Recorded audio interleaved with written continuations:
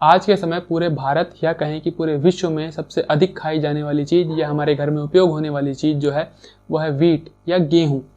इसी गेहूँ के बारे में आज हम बात करने वाले हैं। आयुर्वेद के नज़रिए से गेहूँ की क्या क्या प्रॉपर्टीज़ हैं तथा ये कौन कौन सी समस्याओं को बढ़ा सकता है और कौन कौन सी समस्याओं को खत्म कर सकता है या कहें कि हमारे लिए लाभकर हो सकता है। तो ये सभी जानकारी आज की वीडियो में। तो आइए वीडियो को शुरू करते हैं। सादर प्रणाम, मैं विशाल एक बार पुनः स्वागत करता हूँ आपका अपने यूट्यूब चैनल सनातन मार्ग पर।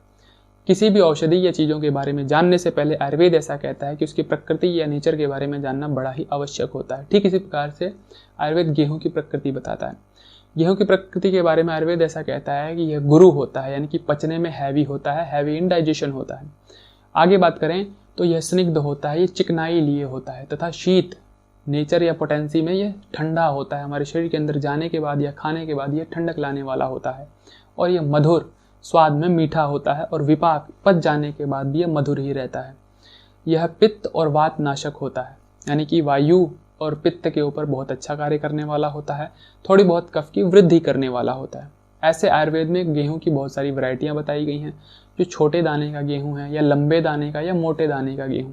इस प्रकार से जो लंबे दाने का गेहूं से नंदीमुखी कहा गया है, मधुली अर्थात जो छोटे दाने का गेहूं होता है उसे कहा गया आयुर्वेद में, और नंदीमुखी जो लंबे दाने के गेहूं होते हैं या जो बड़े दाने के या मोटे दाने के गेहूं होते हैं उसे महागोधुमा कहा गया है।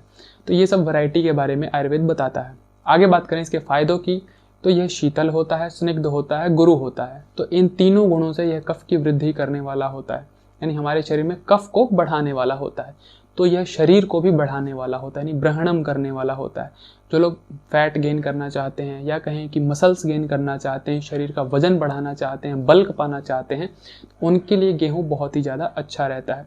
ये शरीर को स्ट्रेंथ भी प्रदान करता है, बॉडी की इम्यूनिटी बढ़ाने वाला होता है, बल ताकत लाने वाला होता है शरीर के अंदर, क्योंकि जहाँ जो चीज़ कफ की वृद्धि करती है वो बल भी लाती है, ताकत भी लाती है, शुक्र की वृद्धि भी करती है तथा आपके फैट को, बॉडी वेट को बढ़ाने वाली होती है। यह प्रकृति में सर यानी सरकने वाला, जो कि आपके आंतों में निरंतर आगे मल को बढ़ाने वाला होता है।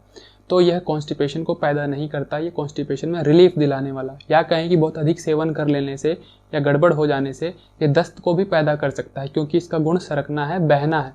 तो ये सर गुण का होता है। आपके वर्ण को निखारता है, यानी कि आपके स्किन टोन को अच्छा करता है, आपके स्किन पर ग्लो लाने का कार्य करता है। इसको जीवनम कहा गया है, यानी कि जीवन को देने वाला होता है और शुक्र की वृद्धि करने वाला होता है, स्पर्म को बढ़ाने वाला होता है, आपकी बॉडी में स्टेबिलिटी, स्थिरता लाने वाला होता है, बॉडी को स्थिर करता है। यह क्षति में या चोट लग जाने के बाद या किसी हड्डी या बोन के फ्रैक्चर हो जाने के बाद उन्हें जोड़ने में सहायक होता है और क्षति वाले स्थान की क्षतिपूर्ति करने में, उसे रिपेयर करने में बहुत ही अच्छा माना जाता है।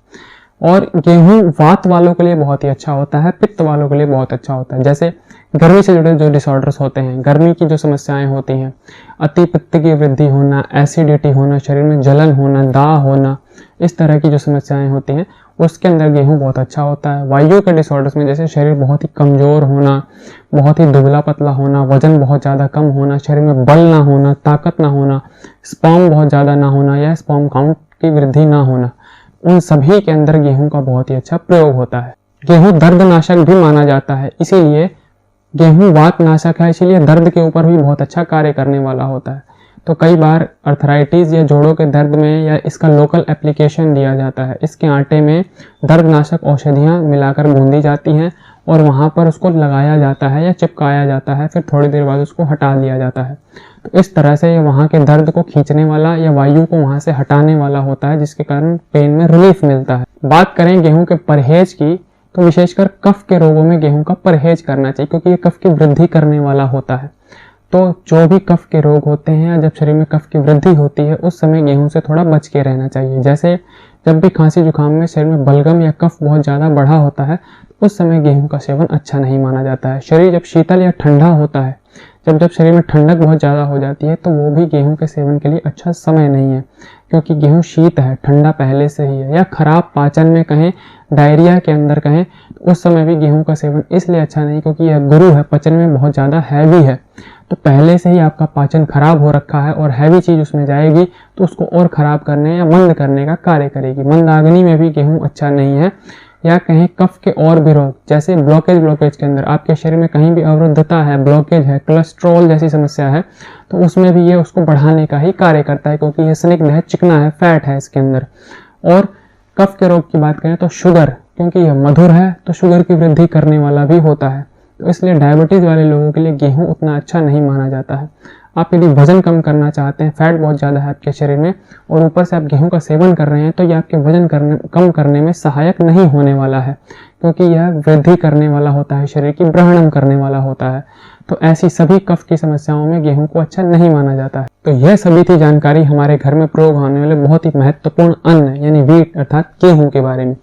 तो इसी प्रकार की ज्ञानवर्धक और स्वास्थ्यवर्धक जानकारियों के लिए हमारे साथ जुड़े रहें। चैनल को सब्सक्राइब कर दें, बेल आइकन का बटन दबा दें ताकि आने वाली नोटिफिकेशन आपके पास समय पर पहुंच जाए। आज के लिए विदा लेते हैं, सादर प्रणाम।